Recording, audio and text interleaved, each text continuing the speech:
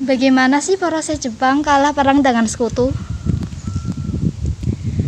Jadi gini, pihak sekutu itu baru bisa menaklukkan Jepang setelah melakukan pertempuran selama berminggu-minggu.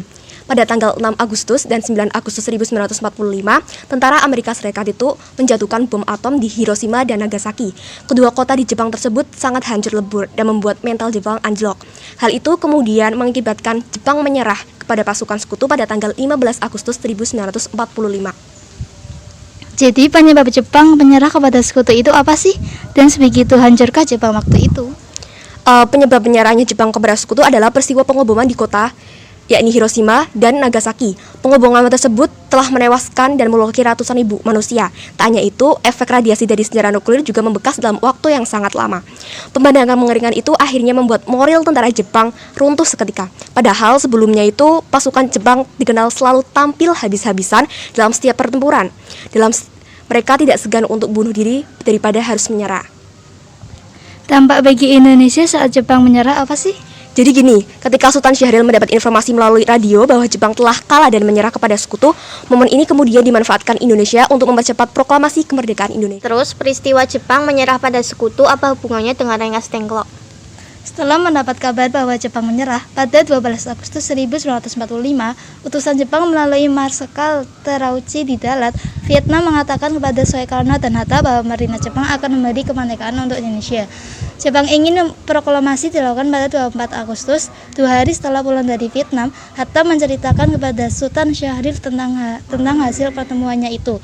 Setelah mengetahui hasil pertemuan di Vietnam, Syahrir mendesak Soekarno untuk sekarang memproklamasikan kemerdekaan.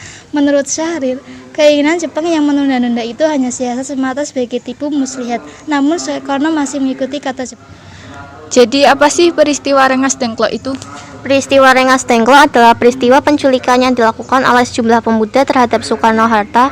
Peristiwa ini terjadi pada tanggal 16 Agustus 1945 pukul 3 WIB. Soekarno dan Hatta dibawa ke Rengas Dengklok Karawang untuk kemudian didesak agar mempercepat proklamasi kemerdekaan Republik Indonesia. Faktor utama penyebab terjadinya Rengas Dengklok karena perbedaan pendapat antara golongan tua dan muda mengenai kemerdekaan Indonesia. Golongan tua dan muda itu siapa saja sih? Dan apa pendapat dari golongan tua dan muda? Kalau golongan tua ada Soekarno, Muhammad Hatta, para anggota dan pengurus PPKI dan PPKI.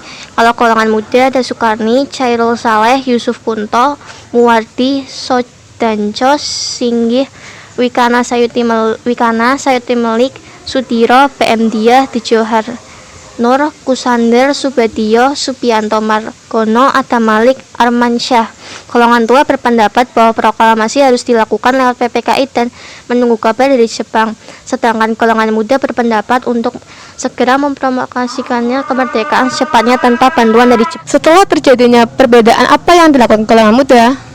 Setelah adanya perbedaan pendapat antara golongan muda dengan Soekarno-Hatta, Wikana dan Darwis menuju ke salah satu markas golongan muda di Jalan Cikini 71. Kemudian golongan muda mengadakan rapat di Jalan Menteng 31 yang tepatnya lebih luar. Rapat ini juga diikuti oleh kelompok Soekarni dan Peta. Karena adanya perbedaan pendapat tersebut, golongan muda menganggap polisi Soekarno-Hatta mudah dipengaruhi dan terpengaruhi oleh Jepang. Salah satu pemuda, yaitu Johar Nur, kemudian mengusulkan untuk menculik Soekarno-Hatta. Pemuda yang lain setuju.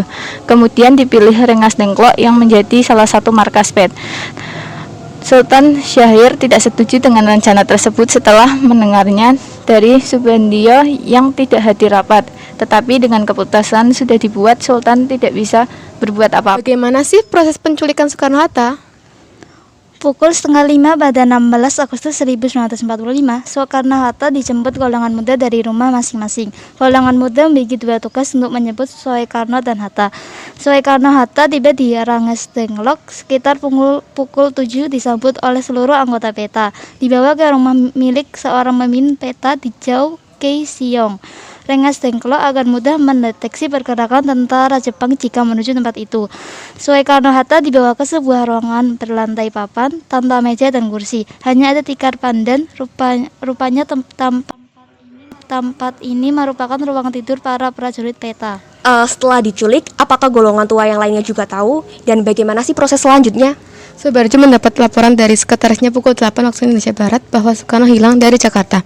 Setelah itu, Subarjo menelpon markas Angkatan Laut Jepang untuk memberitahu Laksamana Muda Tadashi Maeda bahwa Soekarno telah hilang. Subarjo khawatir Soekarno-Hatta diculik penguasa militer Jepang dan keselamatannya terancam. Karena itulah Subarjo meminta bantuan Maeda.